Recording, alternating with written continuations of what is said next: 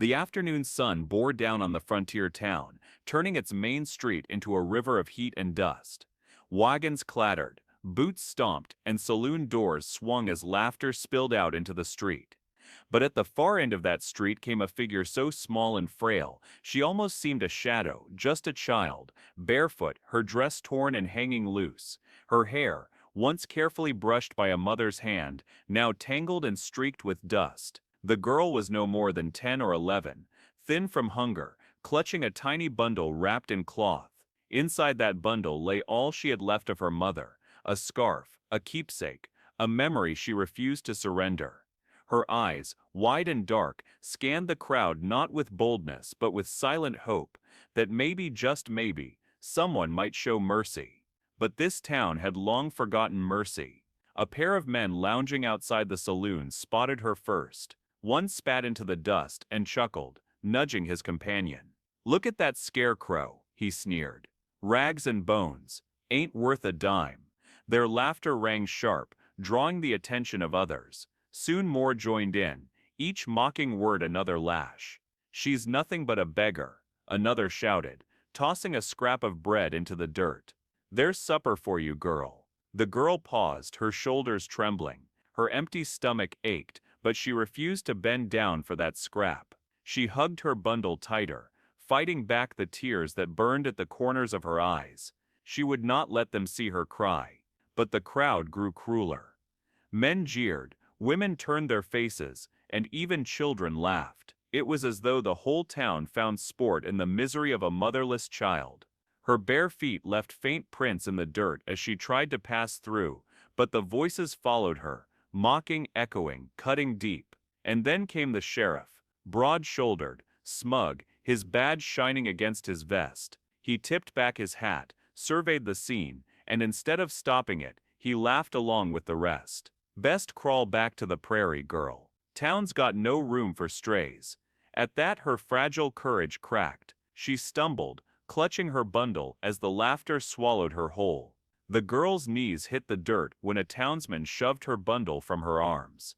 She scrambled after it, hands raw and shaking as she pulled it close again. Dust clung to her cheeks, streaked now with tears. She could no longer hold back. The sheriff stepped forward, his boots heavy, his eyes hard. "Well now," he drawled, "looks like we got ourselves a stray dog in town, and I reckon we don't feed strays here."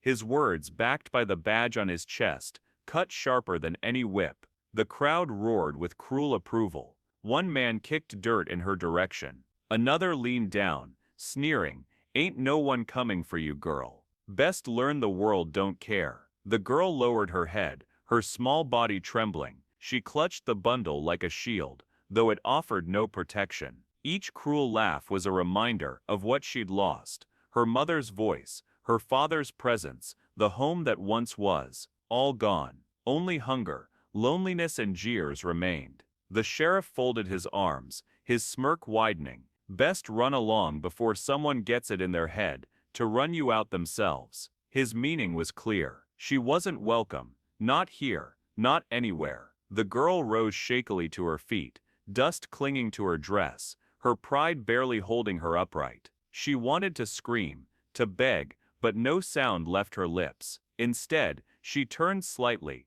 preparing to slip away into the same silence that had become her world. But the crowd pressed in tighter, hungry for more cruelty. Their laughter grew, their jeers harsher, as though they sensed she was close to breaking. A shove from one man sent her stumbling again, and another boot caught her side. The sheriff only chuckled, making no move to stop them. It was then, amidst the noise, the mockery, the dust, that a new sound cut through. Slow, steady, deliberate. The rhythm of boots striking the earth. The laughter faltered, heads turned toward the far end of the street. Out of the sun glare came a tall figure, broad, silent, his hat pulled low, his coat trailing dust behind him. He walked with purpose, every step a quiet challenge. The jeers softened into murmurs, unease spreading through the crowd. The girl froze, clutching her bundle, her tear-streaked face lifting just enough to see him coming.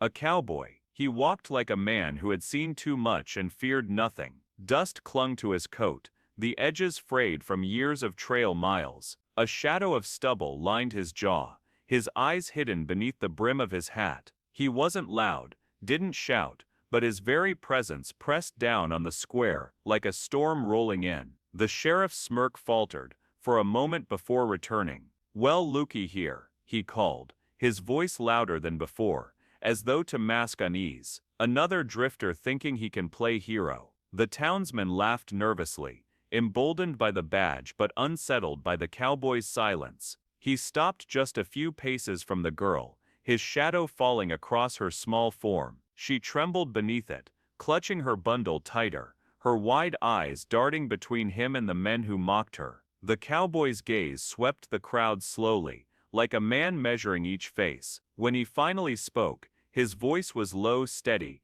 carrying further than a shout. "You boys find sport in mocking children." The words hit harder than a fist. The laughter stumbled, breaking apart. A few men shuffled, their grins faltering, but the sheriff chuckled, folding his arms. "She ain't no child worth saving. She's a stray, nothin' but a burden." The cowboy's jaw tightened, but his tone remained calm. "Then maybe you ought to fear the man who feeds the strays." Silence spread through the street. The sheriff shifted, his smirk fading as the crowd held its breath. Without another word, the cowboy unbuttoned his dusted coat. Slowly, deliberately, he slipped it from his shoulders and knelt beside the girl. She flinched at first, then froze as he draped the heavy fabric around her. The coat swallowed her frail frame, carrying warmth and weight she had not felt in months. The girl's lips trembled. Her tears fell freely now, but they were no longer born of shame.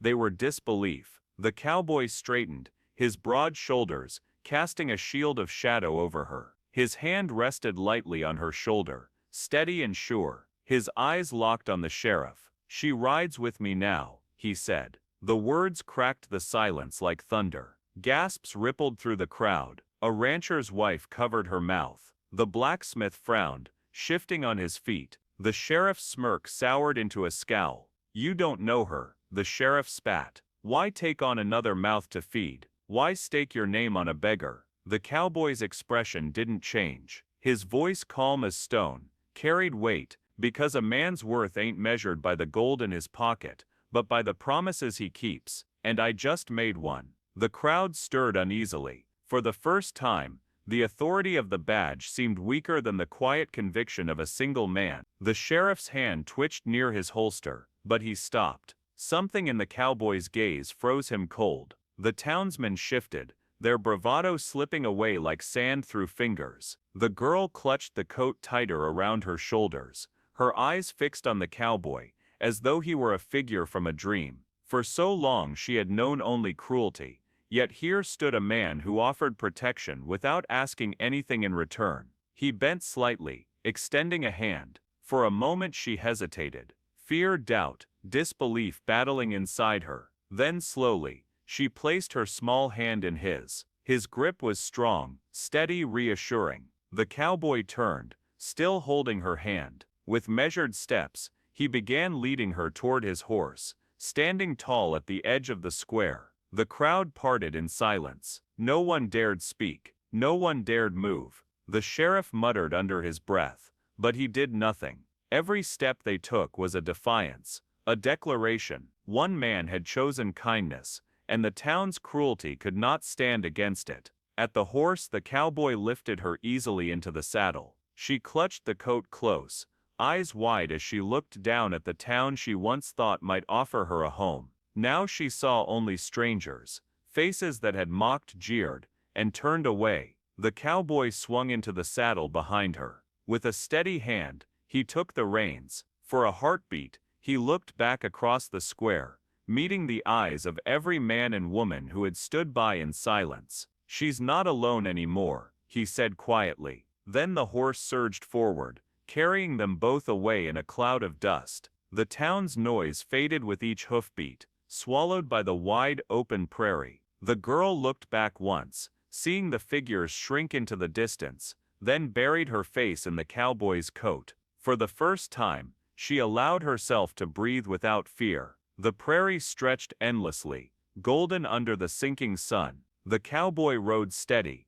his silence a shield, his presence a fortress against the world that had turned its back on her. The girl's small hands clutched the reins of the coat, holding it tight, as though it were the only thing tethering her to safety. Her tears slowed, replaced by something fragile but alive, hope. As the miles passed, the land softened, rolling grass bent with the wind, and a cluster of cottonwoods rose ahead, offering shade and shelter. The cowboy slowed his horse, guiding them toward the trees, where a narrow creek whispered over stones. He dismounted and helped her down, his grip careful but sure. She swayed on her bare feet, weak from hunger, but he steadied her with a hand on her shoulder. From his saddlebag, he pulled a tin plate, a hunk of bread, and a small portion of beans. He handed it to her without ceremony, as though it were the most natural thing in the world. Her hands trembled as she accepted it. She ate quickly at first,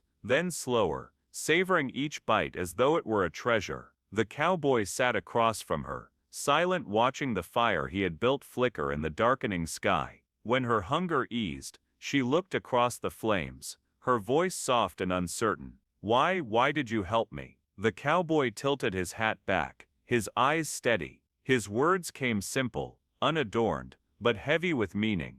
Because no child should face the world alone. Her breath caught, and something broke open inside her. For the first time in months, she felt more than hunger, more than grief. She felt safe. As night stretched across the prairie, the stars blinked awake, and the fire's warmth held them both. The prairie dawn came quietly, painting the sky in pale pinks and gold. Birds stirred in the cottonwoods, and the fire had burned low to glowing embers. The girl stirred from her sleep, wrapped in the cowboy's coat, her small frame finally at rest. For a moment she panicked, half expecting to wake alone again. But then she felt the weight of the coat, the warmth of the embers, and the steady presence of the man who had not left. Relief softened her eyes. The cowboy was already awake, tightening the saddle straps on his horse. He moved with calm purpose, each gesture unhurried. When he saw her stir, he tipped his hat lightly.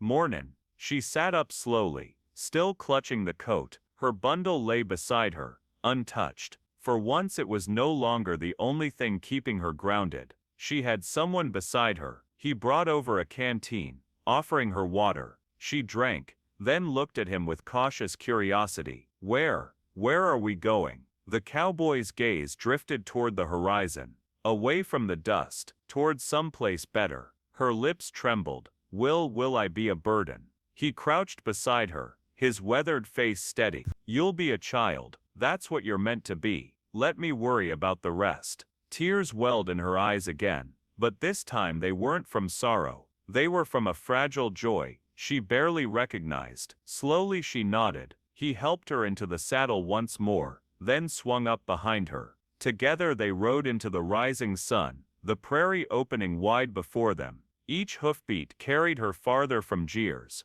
from hunger, from loneliness. She leaned back against him, her eyes soft with trust. For the first time in as long as she could remember, she didn't feel invisible. She didn't feel alone. And though the cowboy said little, his silence was a promise stronger than words. A vow that she would never again be left to face the world by herself. Sometimes the greatest defiance in a cruel world is a single act of kindness. And sometimes, that kindness is enough to change a life forever.